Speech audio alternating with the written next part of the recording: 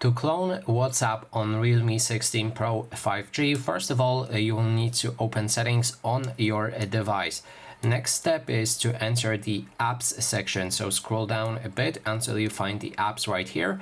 Then you can click on the app cloner. Now you will need to select WhatsApp. So it should be visible right here, but if you cannot find it here, you can always click on the other apps and then select the WhatsApp from the list if it's here.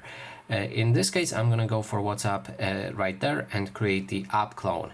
After app clone is created, you'll be able to also change the name for the clone app.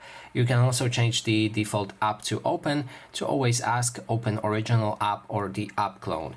When we have that, we can then navigate to find the cloned WhatsApp. So usually you should be able to find it in your app drawer.